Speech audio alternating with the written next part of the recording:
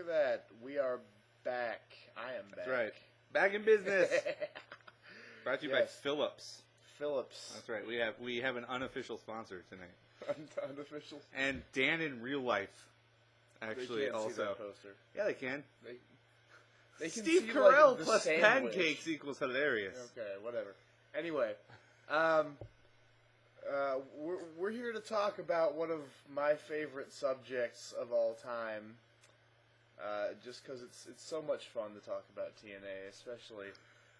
And by fun, I mean soul murdering. Let's make sure they clearly understand how you feel about it. Soul murdering is a pretty good way of getting the point across. I had things I wanted to say in a video about TNA after I watched the whole effing show. Yeah. Impact program again. That was actually the last moment that TNA was good. Yeah, but for any amount of time. So I wanted to talk about that, and I was going to talk about how how TNA has gone downhill, and how they have this great talent roster, and if they do the right things with it, they can be fantastic. I think we should start high then and go low.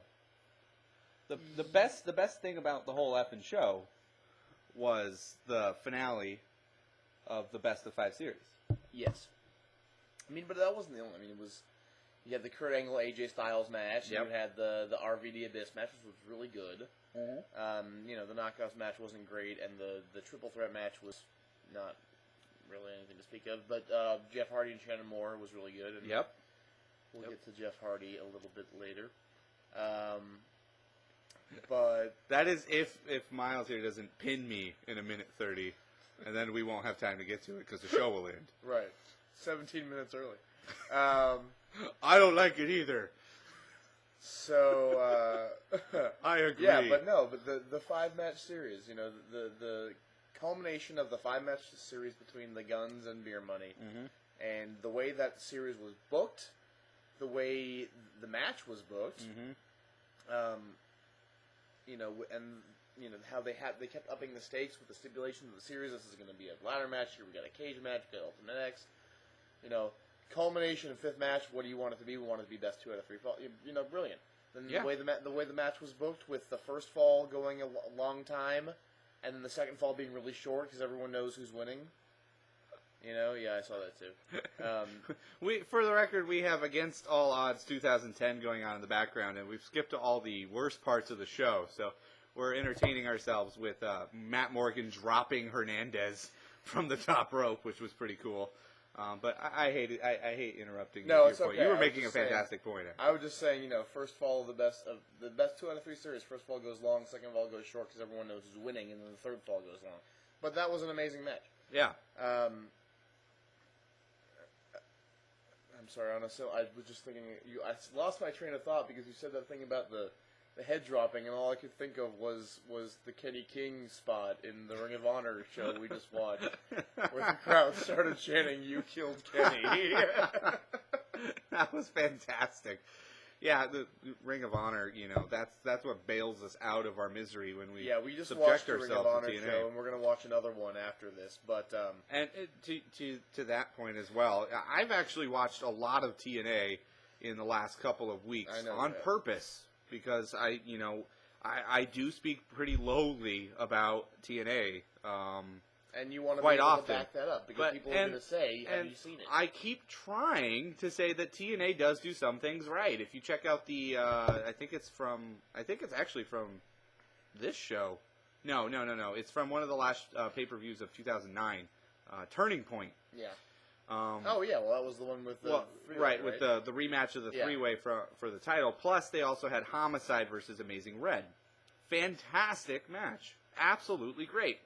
Then, Lashley versus Steiner. Now, this actually makes me cringe when I think about the storyline surrounding it. It was a terrible... makes me cringe. Yes. It was a terrible storyline about Scott Steiner basically wanting to bang Sharmell and trying to convince Lashley that his wife was a hoe.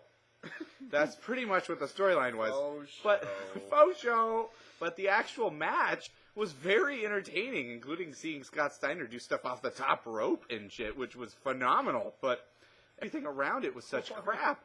And that's really the microcosm of what actually TNA is this good stuff going on, surrounded by huge piles of crap that you just can't sift through at times. And, you know,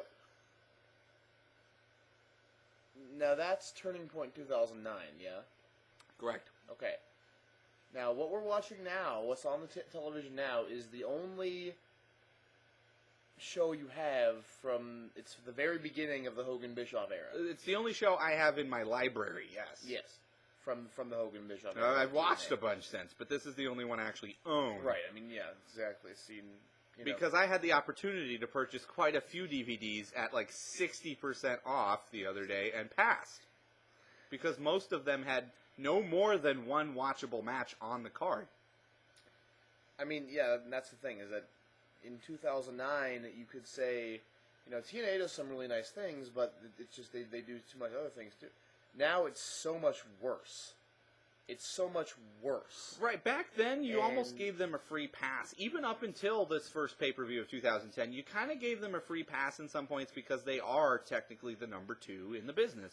So some things I feel like, you know... I don't think they are. But, you know. Well, yeah, regardless, on the totem pole, that's where they're at.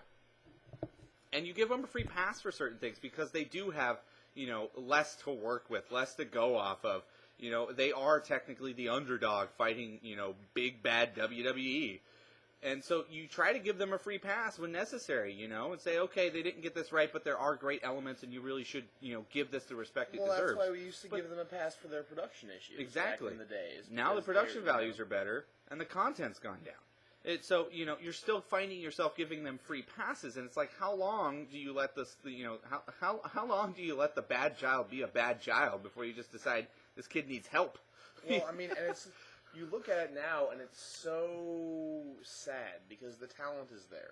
They have such a talented roster. And it's the same talent that's been there from, you know, day one in a lot of, you know, examples. Most of the guys who came in, along with Hogan and Bischoff at the beginning of 2010, Sean Morley and Orlando Jordan, you know, are no longer there.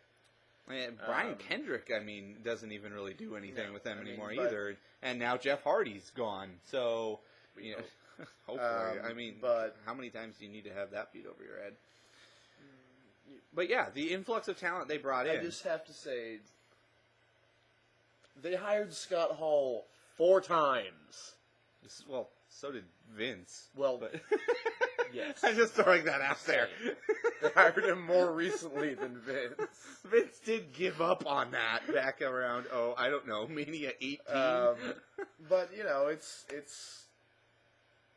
the talent is there, but it's the production, it's the management, and it's every other aspect of their show is crap.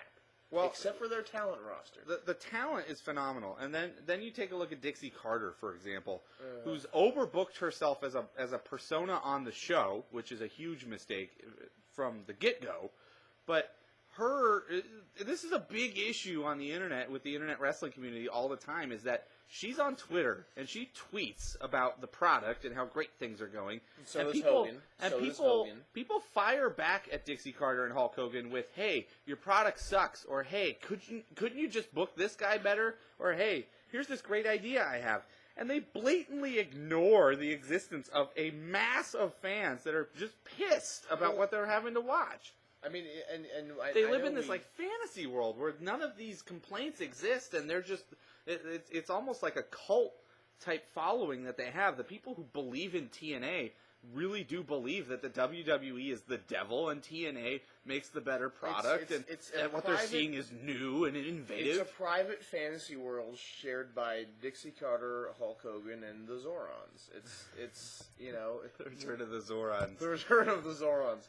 Those people anger me. Well, they beyond, it's like a cult. They really do believe that their product is the best, and everything else sucks. We were talking about this before. Is that the problem with TNA is that they're WCW, but they think they're ECW. Yeah, exactly. They think they're cutting edge and doing all this awesome stuff. I could give you a 40-minute video on why TNA is exactly like WCW.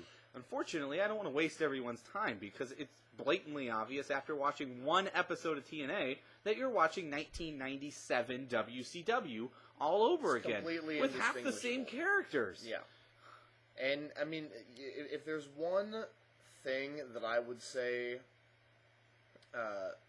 should demonstrate to the IWC what TNA does to their fans, it's Bill and Doug. Yes. I mean, those people, how die-hard were those two guys? They worked for TNA for a while. They had a video show on their website. Yeah. Now they ripped on people for being ROH fans, and they were die-hard TNA people. And Dixie Carter and Hulk Hogan have managed to drive them away from TNA and make them, because they will say to Dixie Carter over the internet, here's what you should change. Here's what we would like. Here's what we would like to see. Please make some changes, and they're just blatantly ignored. And it's not on the. It's just time do we have, by the way? The YouTube lets you do 15 minutes now, so we're gonna cut it about 14. Right, but we're gonna do like 18 videos, I think. We're just gonna continue ranting until this thing catches fire. It's not like in WWE where the fans get ignored for the most part in WWE, but there's a relationship that has existed from day one in TNA between fans and the product, where the fans have been told that they are a part of the product's well-being.